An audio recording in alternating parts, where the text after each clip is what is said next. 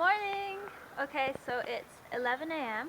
and we've just uploaded our video in the internet cafe, so we're a bit late, and we're setting off for Roncesvalles today, or Roncesvalles. So, wish us luck, and we seem to be going over that mountain, so it's going to be a very steep trek today. But we're heading on the road, we're not going over the actual mountain, we're going on the road route, so hopefully we'll be okay. I thought the equipment we had was pretty good, but contrast is a great thing. And when we went into the albergue last night, and there was this lovely Korean lady that was also walking as well. The only three of us that started on New Year's Day walking the Camino was us two, plus Indigo and the Korean lady. But anyway, the contrast of the equipment we have compared to hers was pretty unbelievable. She was like really Gucci. It was like she had raided the North Face store or something, you know. She had all the best modern lightweight, all of that sort of stuff. And this is a pretty good rucksack 15 years ago. But like, I've had this for 15 years and it's done me really well, but the weight of it's quite heavy. So all of our gear is actually quite heavy. The sleeping bags we have are also very old, so they're bigger and more heavier. And so I was just noticing everything she had was just like really, you know, I think that's a Korean sort of thing, all the little Gucci things. But what was really funny as well was she had a rice cooker with her, and just found that hilarious. Koreans love their rice cookers. We have some Korean friends and they bring their rice cooker everywhere, and she actually has a mini rice cooker with her that she is walking the whole Camino with in her bag, and she makes her rice when she gets into the albergue. Hilarious. Tori wanted to bring our blender with us. I was like, no, you don't understand, we're walking with this weight, we can't take a blender, we've got to take as little as possible. And then seeing this lady for a rice cooker, it was pretty funny.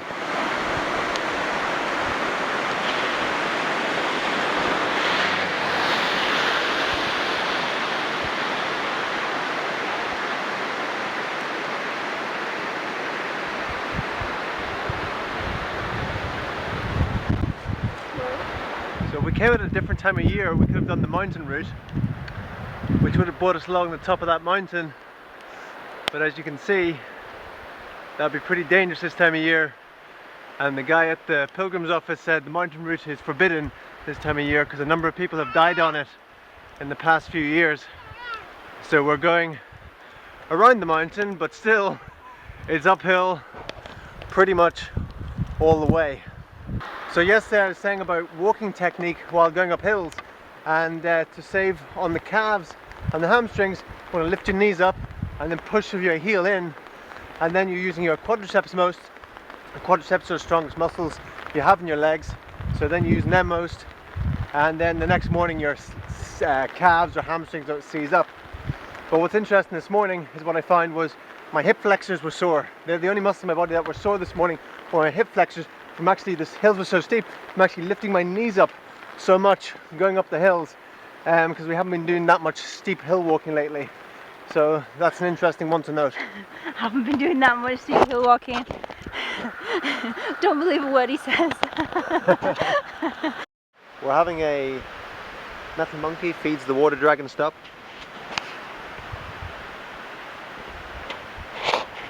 It's all our gear.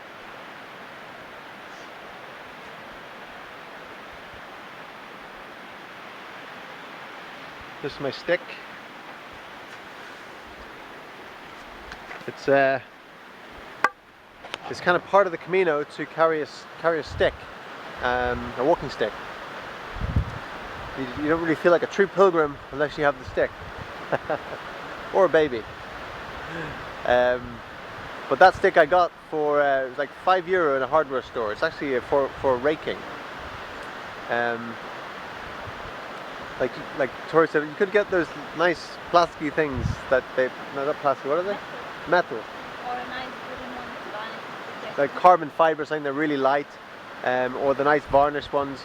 But actually my purpose for having this one is that it's good, hard and heavy, and it could crack a bone if necessary. So it's the stick is actually our protection while we walk. Because you never know what you're going to come across walking across the whole of Spain. You know, stray dogs, you know, farmyard dogs, things like that. And just having a stick like that can be very, very useful. So that's why I got that stick. And it was also €5 instead of paying €40 for one that just had varnish on it and said Camino De Santiago.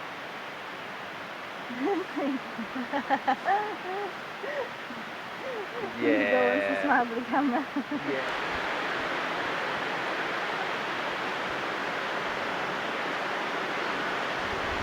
Indigo.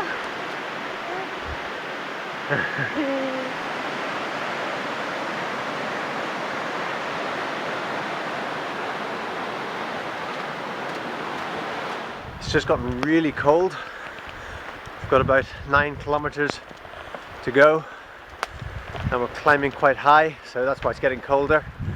So it's getting a bit icy. So I've got those gloves on, hat on, just put Indigo's mitts on as well. Another hat on his head, keep him nice and toasty.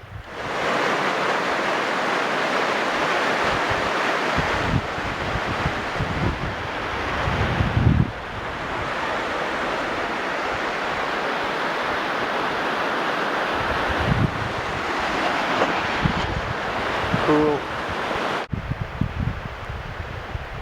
Keep going, darling. You can do it. You can do it. Get that boy dry. This is probably the most dangerous part of the Camino. This is the part where we have to actually shimmy across on this steel wire to get across the ravine to the other side. Victoria's pretty daunted by it, but I know she can do it, and as long as we strap Indigo in well, I'll pull the bags across afterwards. I'm sure we can manage it. What do you think? Can we do it? Let's go, darling. I want to hear yes we can. Yes we can. Right, Victoria's just told me that she has got to the end of her bag holding abilities.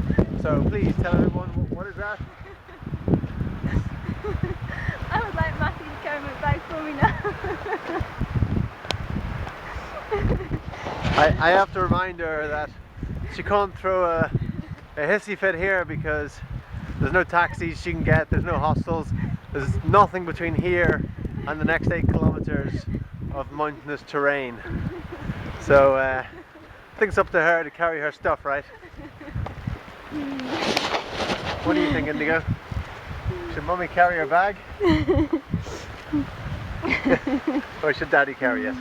Daddy should carry it. Okay then. Okay then. Waga giga washimo Aja vija mashisa Obima bima baba Hosoga yasami Gayo de oshima Soyo so de goshima Waga giga washimo Aja bija mashisa Obima bima baba 4.8 kilometers to the albergue.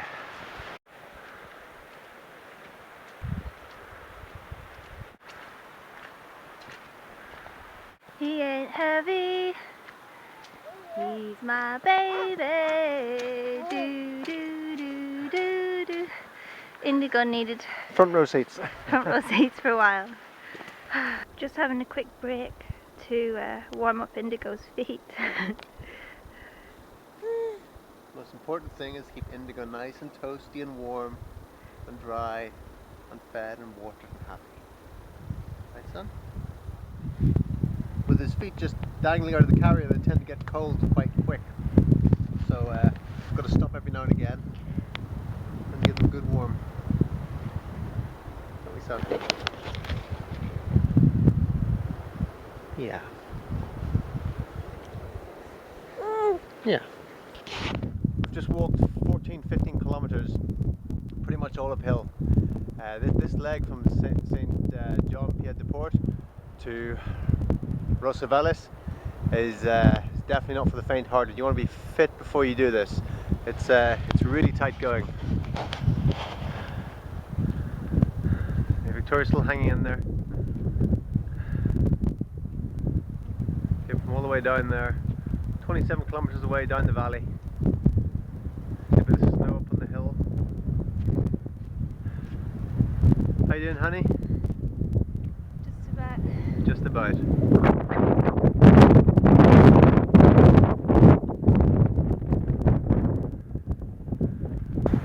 And it's all downhill from here. Yeah, it looks like a monastery. We've reached our destination in Roncesvalles. So it looks like the albergue here is in a monastery, which is quite often the case. Yay, it's open.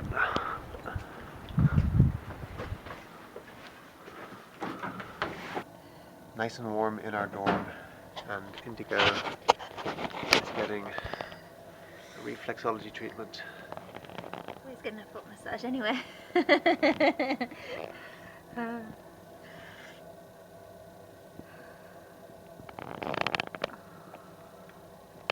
You enjoying that, son?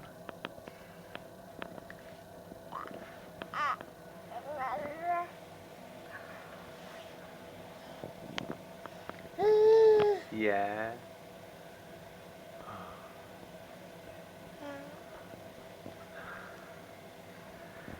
Day 2 done. Day 2 done. That's the hardest bit over. So they say. So there's no,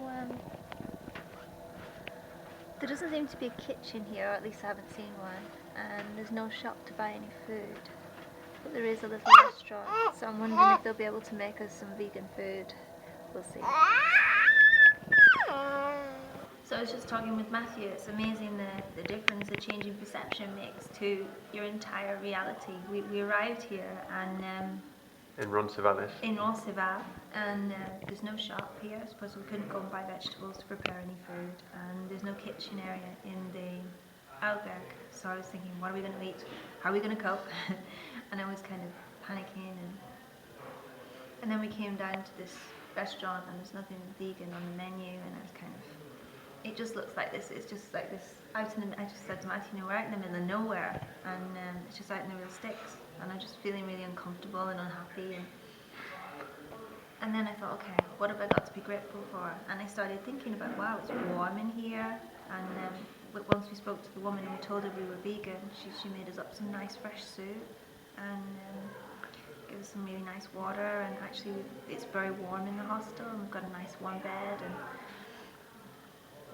so now I'm very grateful for everything, and it's like the one of the lessons of the Camino for me is to